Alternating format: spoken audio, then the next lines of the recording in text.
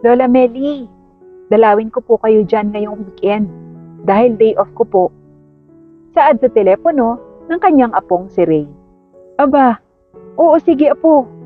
Mabuti nga. Miss na rin naman kita. Sagot naman ni Lola Meli. Nag-iisa niyang apo si Ray sa anak niyang si Neri. Ang anak niyang si Neri ay sakitin mula pa noong ipinanganak ito.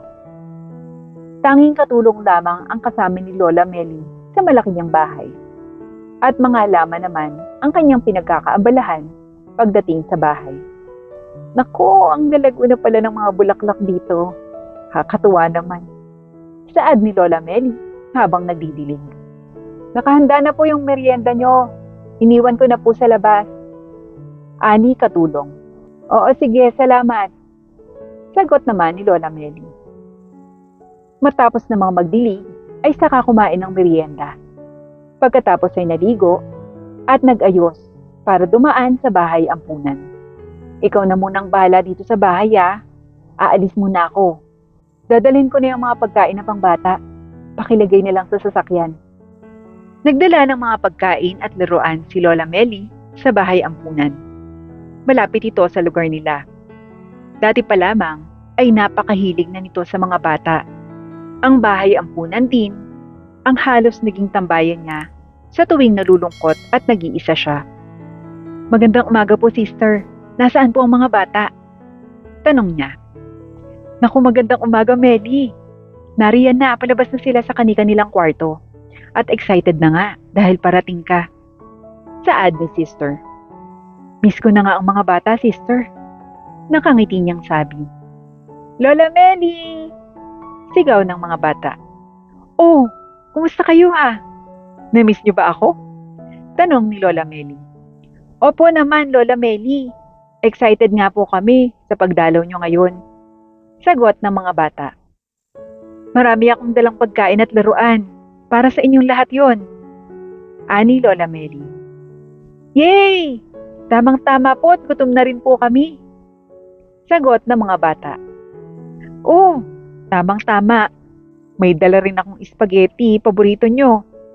Ani Lola Meli. Masayang kumain ang mga bata sa dalang pagkain ni Lola Meli. Napakasaya din ni Lola Meli. Dahil parang mga anak din ang turing niya sa mga ito. Napakabait mo talaga, Meli. Kaya palagi kang hinahanap ng mga bata. Ani sister. Parang anak ko na po silang lahat, sister. Napakagaan at sarap sa pakiramdam kapag nakikita ko sila. At nakadadalaw. Lalo na't nakikita ko silang masaya kapag binibigyan ko sila ng mga kailangan nila at mga bagay na gusto nila. Napakabuti mong tao. Pagpalain ka ng may kapal, Meli. At marami ka pang matutulungang mga bata. Maraming salamat po, sister. Matapos kumain ang mga bata, ay namigay na ng mga laruan at nag-ikot-ikot pa si Meli sa bahay ampunan habang kausap si sister. Sa kanyang paglilibot, ay napagpasyahan niyang magdagdag pa ng mga kwarto at palaruan para dumami pa ang mga bata na maaari nilang kupkupin. Eto ho ang pera, sister, para madagdagan ho ang mga kwarto dito sa ampunan. Alam kong marami pa ring mga bata ang nasa lansangan na nangangailangan ng matitirhan. Ani Meli. Naku, maraming salamat talaga, Meli. Huwag kang mag-aalala. Sa lalong madaling panahon, ay ipapagawa agad namin ng mga karagdagang kwarto para sa mga bata. Matapos nilang mag-usap, ay saka nagpaalam si Meli sa mga bata. O paano ba yan? Uuwi na ako, mga bata. Hapon na rin naman. Bayaan nyo. Sa susunod na mga ilang araw, dadalaw ulit ako. At maraming pagkain at laruan ulit ang dadalhin ko Sabay yakap ng isa-isa sa mga bata. Maraming salamat po. Sagot ng mga bata. Walang anuman. Basta kayo magpapakabait at mag-aaral ng mabuti. At tandaan palagi na maging mabait sa kapwa. Ani Lola Meli. Yes na yes po, Lola Meli. Sagot ng mga bata. Matapos magpaalam, ay saka sumakay ng kanyang sasakyan at nag-drive naman pa uwi. Biyernes noon, kaya naman anumang oras ng gabi ay darating na ang kanyang apong si Ray na galing sa trabaho. Ma'am, nakaluto na po ako. Kakain na po ba kayo? Tanong ng katulong. Maya-maya na ako, Yaya. Magpapahinga muna ako. Baka dumating ang apo kong si Ray. Pakihintay na lang. At kumain ka na rin muna. Hindi mo na ako makakasabay at napagod ako ngayong araw. Saad niya sa katulong. Sige po ate, pahinga na po kayo. Sagot naman ng katulong. Nakatulog naman si Lola Meli ng oras na iyon. At kinabukasan na rin makauwi ang apong si Ray. Good morning, ma'am. Nakaluto na po ako ng agahan. Hindi po pala dumating si sir. Ani katulong. Good morning din. Oo nga, nag-text pala kagabi. Baka mga lunch daw makauwi. Pagluto mo siya ng paborito niyang hipon at alimasag sa gata. Alam mo naman ang batang yun. Ani Lola Meli. Opo ma'am, ako na pong bahala. Kain na po kayo. Yaya ng katulong. Halika na, sabayin mo na akong mag-almusal. Ani Lola Meli. Ang sarap mo talagang magluto, Yaya. Oo nga pala, kamusta ang anak mo sa probinsya? May sakit pa rin ba? Naipa-check up na po ma'am at nabigyan na po ng gamot. Salamat po ma'am sa binigay niyong pera. Kaya nadala agad sa ospital yung bunso ko. Ani katulong. Naku, wala yun. Basta kapag may problema, huwag kang mahihiyang magsabi ha. Mabuti naman at okay ng anak mo. Mahirap magkasakit ng mga bata at hindi mo alam kung anong gagawin talaga. Ani Lola Meli. Ang bait niyo po talaga ma'am, salamat po. Ani katulong. Ngumiti naman si Lola Meli sa kanyang kasambahay. Matapos kumain, ay saka naman nagdilig ng kanyang mga halaman na para niyang mga anak. Eto na ako uli, good morning. At talagang patuloy kayong namumulaklak ha? Alam niyo ba, nadalaw ko na ulit ang mga bata kahapon sa ampunan. At masayang masaya sila. Kwento niya sa mga halaman na alaga niya. Maya-maya naman, ay biglang sumulpot ang apong si Ray. Ipiniring ni Ray ang kanyang mga kamay sa mata ng kanyang lola. Nako, sino to? Teka, alam ko ang amoy na to. Si Ray to. Ani Lola Meli. Iba talagang lola ko alam na alam. Ani Ray. Ako pa ba? Kilala na kita. Masayang sagot nito. Kinakausap niyo na naman ang mga halaman niyo, Lola. Kaya siguro pa na yung pamumulaklak ng mga yan. Naku, oo apo. Dapat paminsan-minsan. Kausapin mo rin sila. Abay, halos mga anak ko na to. Libangan ko na to araw-araw. Tara na po muna sa loob. May pasalubong ako sa inyo. Masayang sabi ni Ray. Kaagad namang pumasok ang maglola sa bahay. Lola, binilahan kita ng mga bagong damit at bag. At syempre, hindi ko makakalimutan ang bilin nyo. Ang masarap at paborito nyong brownies. Dinamihan ko na po, Lola. Para naman kapag nagkakape kayo, o kaya juice, may kapartner na kaagad. Alam kong paboritong-paborito nyo to eh. Ani Ray. Naku, oo apo, salamat. Simula nang mag-ibang bansa kasi ang mama mo, di na niya ako naibili ng brownies na paborito ko. Naku, mukhang mapapasarap ang merienda ko nito. Ani Lola Meli. Kaya nga po Lola, kada weekend, pipilitin kong dito ako magpahinga sa bahay natin. Kasama kayo. Para naman may quality time tayong dalawa. Naku, ang sweet naman ng apo ko talaga. Ang laki-laki mo na. Dati, pinupunasan ko lang yung sipon mo eh. Biro pa ni Lola Meli. Naku Lola, kayo talaga. Sabay yapos ni Ray sa kanyang lola. Oo nga pala Ray, nagpaluto ako ng paborito mong hipon at alimasag sa gata. Yes! Yun! Buti naman. Talagang miss na miss ko na yung lola eh. Sa Manila kasi halos fast food lang yung pagkain ko dun.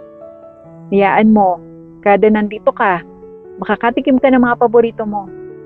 Masayang itinuloy ang kwentuhan ng dalawa sa sala ng bahay at isinukat na rin ang mga damit na binili ni Ray. Tawanan at hagalpakan naman ang naganap sa loob dahil pala biro talaga ang apo nitong si Ray. Masakit ng tiyan ko sa iyo, bata ka. Ani Lola Meli. Ako din ho, Lola. Hayaan nyo, nakakatuwa naman talaga kayo. Abay, mali ko bang ganun pala sinusuot yun?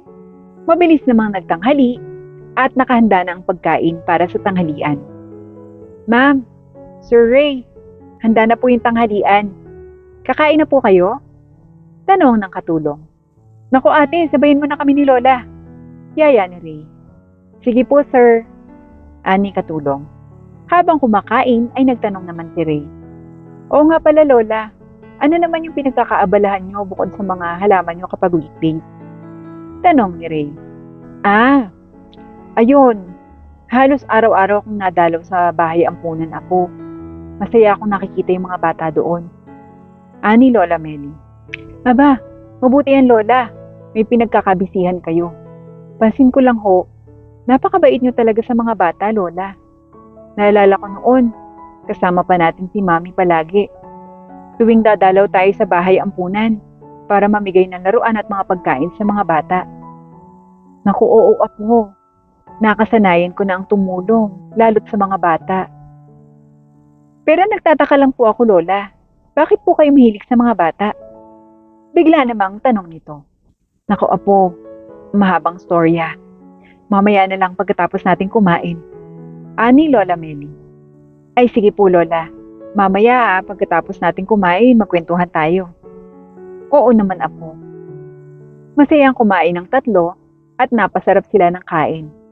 Halos maubos ang kanin at ulam. Grabe, busog na busog ako, Lola. Namiss ko talaga. Nakarami tuloy ako ng kain. Ako nga rin, iho.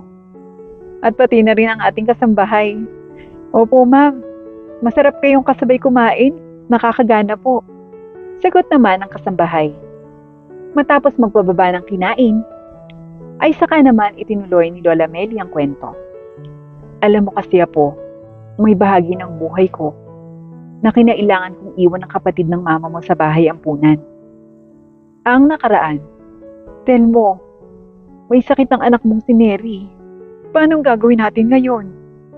Tanong ni Meli. Tigilan mo ako, Meli Wala akong pera at wala akong trabaho. Kung gusto mo, dalhin mo sa ospital kung may pera ka. Sigaw nito. Wala ka talagang kwenta. Naturingan kang tatay pero wala akong pakialam. Sagot ni Meli sa asawa. Hay nako, kaya ayokong uwi dito sa bahay. Ayoko na, Meli. Iiwan ko na kayo ng mga bata. Nakakasawa na yung ganitong buhay. Sabay kuha ng mga gamit at lumayas ang asawang si Telmo. Habang ang anak na si Neri ay mataas ang lagnat. Habang ang bungso niyang anak na si Selly ay umiiyak na rin dahil sa gutom. Hindi alam ni Nelly ang gagawin. Kaya inuna na muna niyang dalhin sa ospital si Neri dahil sa kalagayan nito kasama si Selly. Ma'am, tatapatin ko na ho kayo. Kailangan hong maoperahan sa lalong madaling panahon ng anak niyo dahil nakakalat na ho sa katawan niya ang cancer. Sagot ng doktor. Nanlumo si Melly at hindi alam ang gagawin. Dok, gawin niyo ho ang lahat ng dapat. Maghahanap ho ako ng pera, huwag kayong mag-alala. Sagot ni Melly. Umiiyak noon si Melly kasama ang bunsong si Selly. Nakatitig siya sa kawalan habang sa naalala niyang may gustong mag-ampon ng bata. Mag-asawang walang anak.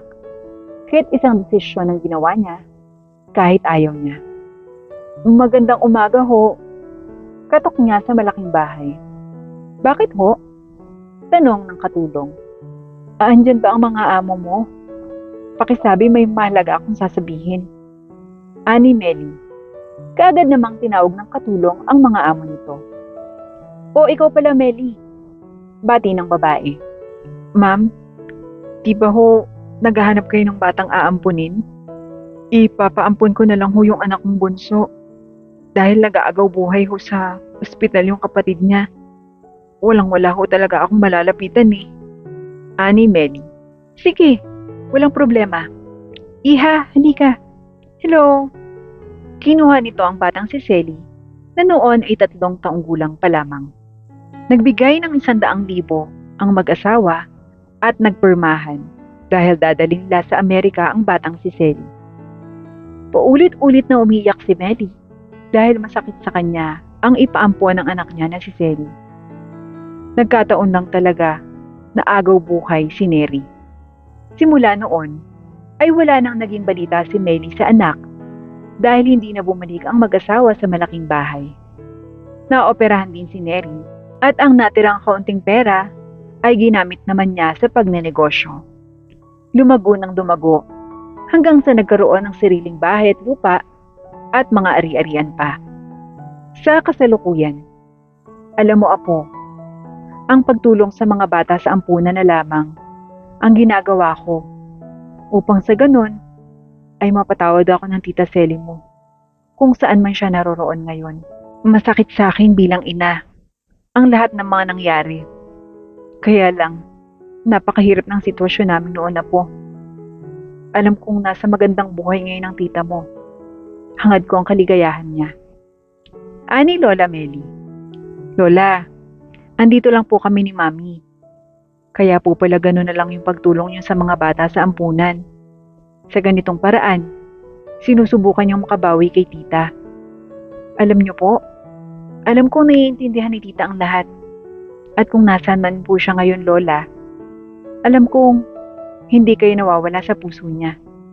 Ani Ray. Salamat apo ha. Ngayon lang ulit ako nakapaglabas ng nararamdaman ko. Gumaan-gaan na apo. Ani Lola Meli. Sana po, isang araw, makilala at makita natin siya, Lola. Dinadasal ko rin yan, apo. Bago man lang ako mawala sa mundo, ay makita ko man lang siya. Makilala ka niya at makasama niya ang kapatid niya. Niyapos naman ni Ray ang lola niya na mahigpit at parehong nakatingin sa malayo. O siya, Lola, kumain na muna tayo ng brownies. Masyado na tayong madrama. Biro nito. Oo nga, kunin mo nga apo, panghimagas.